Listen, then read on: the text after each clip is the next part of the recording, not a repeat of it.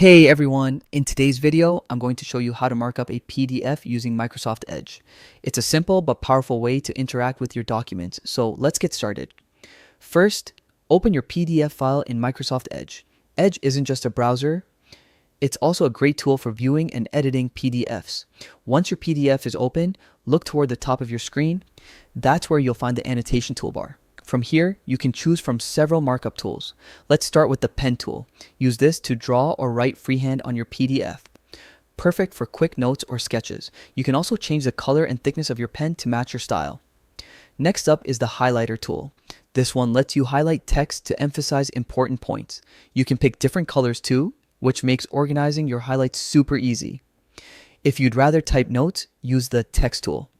This allows you to click anywhere on your PDF and start typing.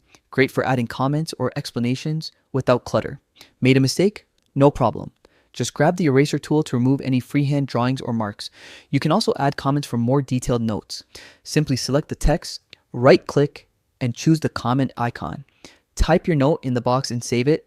Simple as that. Once you're done marking up, don't forget to save your work. You can either overwrite the existing file or choose Save As to create a new version with your annotations. And that's it. You now know how to effectively mark up PDFs using Microsoft Edge, a quick, easy, and totally free way to enhance your document workflow. Thanks for watching, and don't forget to check out our other tutorials for more helpful tech tips.